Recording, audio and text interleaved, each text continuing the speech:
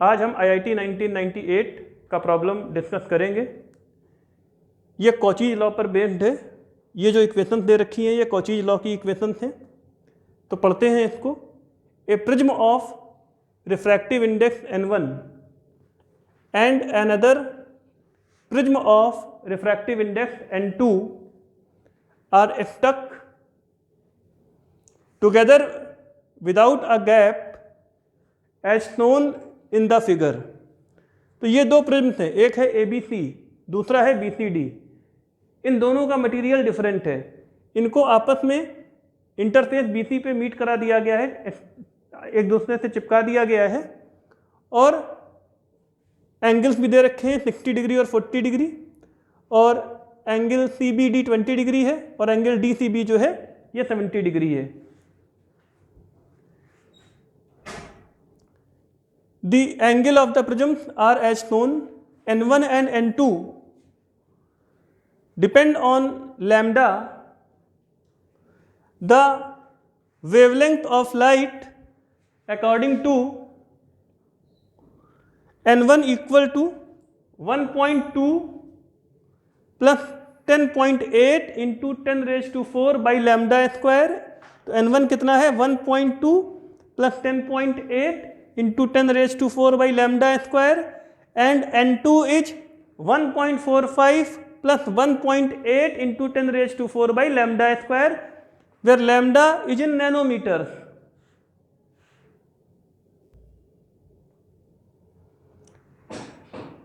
From the given information, we have to calculate the wavelength lambda naught for which rays incident at any angle on interface BC pass through without bending at that interface। यानी कि कोई भी light रे जो interface BC पर आए बिना deviation के पास कर जाए, उसके लिए वेवलेंथ लैम्डा नॉट क्या होनी चाहिए। Part B, for the light of wavelength lambda naught find the angle of incidence I on the face AC such that the deviation produced by the combination of the prisms is minimum।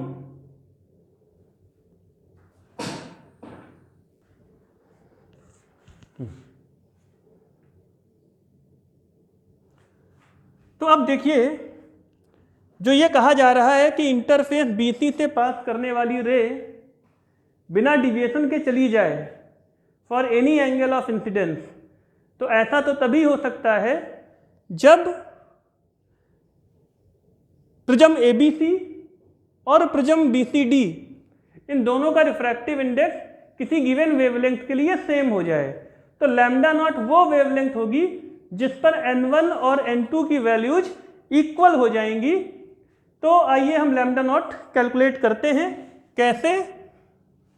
हम कहेंगे 1.2 plus 10.8 into 10 raise to 4 by lambda naught square is equal to 1.45 plus 1.8 into 10 raised to 4 by lambda naught square। यहाँ पर मैंने for a given wavelength lambda naught दोनों prisms की refractive index को equal कर दिया। अब इस टर्म को मैं इधर ले जाऊंगा और इस टर्म को मैं यहाँ ले आऊंगा, तो ये बनेगा 10.8 minus 1.8 into 10 raised to 4 by lambda naught square is equal to 1.45 minus 1.20। 1.20 दे रखा था प्रॉब्लम में, ठीक है। तो ये बन जाएगा 9 into 10 raised to 4 by lambda naught square is 0.25। अब स्क्वायर रूट ले लें पूरी इक्वेशन का, तो पूरी इक्वेशन का स्क्वायर रूट लेंगे, ये बन जाएगा 3 into 10 square by lambda naught is 0.5 and therefore lambda naught की वैल्यू आ जाएगी 600 नैनोमीटर्स। तो लैम्डा नॉट की वैल्यू कितनी आएगी?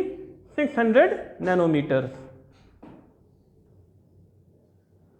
अब हम लोग ये कैलकुलेट करेंगे, जब लैम्डा नॉट की वैल्यू 600 नैनोमीटर्स है तब n1 या n2 की वैल्यू क्या होगी। उसके लिए n1 या n2 का जो फार्मूला हमें गिवन है उसमें लैम्डा नॉट की वैल्यू हम रख देंगे। तो we can write n1 is equal to n2, it is equal to 1.20 plus 10.8 into 10⁴ divided by 600 into 600। तो ये लैम्डा नॉट का वैल्यू मैंने यहाँ पर प्लेस कर दिया। अब देखिए ये क्या बनेगा बच्चों, n1 equal to n2 equal to 1.20 plus 10.8 by 36, ये बनेगा 1.20 प्लस 0.30, तो इसको आप कह सकते हैं 1.50। यानी कि जब लाइट का वेवलेंथ 600 नैनोमीटर होगा उस समय पर प्रिज्म एबीसी और प्रिज्म बीसीडी दोनों के मटेरियल का रिफ्रैक्टिव इंडेक्स 1.5 हो जाएगा। तो बच्चों हमने ये देखा कि जब लाइट का वेवलेंथ 600 नैनोमीटर है तब प्रिज्म एबीसी और प्रिज्म बीसीडी दोनों के मटेरियल का रिफ्रैक्टिव इंडेक्स कितना हो जा रहा है, 1.5। इसका रिफ्रैक्टिव इंडेक्स भी कितना हो गया, 1.5। तो जब दोनों मटेरियल्स का रिफ्रैक्टिव इंडेक्स 1.5 हो गया है, इसका मतलब ये है कि अब एबीसी और बीसीडी 600 नैनोमीटर की लाइट के लिए एक ही मटेरियल की तरह बिहेव करेंगे। तो यहाँ फिर इंटरफेस बीसी का कोई मीनिंग ही नहीं रह गया, और अब हम इंटरफेस बीसी को हटा सकते हैं। हम ये मान सकते हैं कि 600 नैनोमीटर की लाइट के लिए ये एबीसीडी पूरा एक ही मटेरियल से बना हुआ है जिसका रिफ्रैक्टिव इंडेक्स 1.5 है।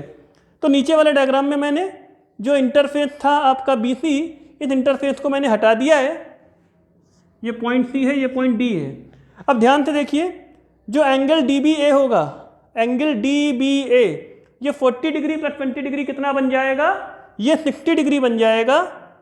और अगर हम फेस AC को थोड़ा आगे एक्सटेंड करें और फेस BD को भी थोड़ा आगे एक्सटेंड करें तो ये जहाँ पर मीट करेंगे ये 60 डिग्री के एंगल पर मीट करेंगे। तो ध्यान दीजिएगा, ये एक ऐसी प्रिज्म है जिसका ऊपर का कुछ पार्ट टूट गया है।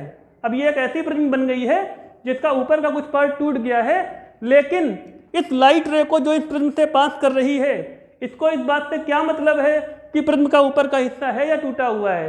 कहना यह चाहता हूं कि अब ये जो प्रिज्म है ये एक ऐसी प्रिज्म की तरह बिहेव करेगी जिसका प्रिज्म का एंगल कितना है, 60 डिग्री। तो यहां पर यह बात समझ में आई कि इस पूरी प्रिज्म का रिफ्रैक्टिव इंडेक्स 3/2 है और एंगल ऑफ द प्रिज्म कितना लेना होगा, 60 डिग्री। तो दो बातें क्लियर हो गई कि रिफ्रैक्टिव इंडेक्स को लेंगे 3/2 या 1.5 और एंगल ऑफ द प्रिज्म को हम मानेंगे 60 डिग्री।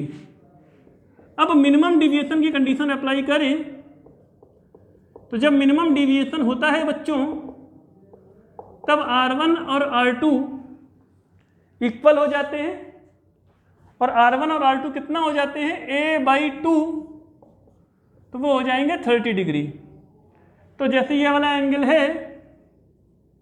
ये 30 डिग्री हो जाएगा, और मान लीजिए ये है एंगल ऑफ इंसिडेंस, ये है एंगल ऑफ इंसिडेंस। तो sin I अपॉन sin 30 को आप लिखेंगे 3/2, sin I को आप लिखेंगे 3/2 इंटू साइन 30। साइन 30 का वैल्यू कितना है, 1/2, तो ये हो जाएगा 3/4। तो अब ये बात क्लियर है कि for minimum deviation for light of wavelength lambda naught equal to 600 nanometres, जो रिक्वायर्ड एंगल ऑफ इंसिडेंस है वो है साइन इनवर्स 3/4। तो आई होप ये प्रॉब्लम आप लोगों को क्लियर है। Thank you.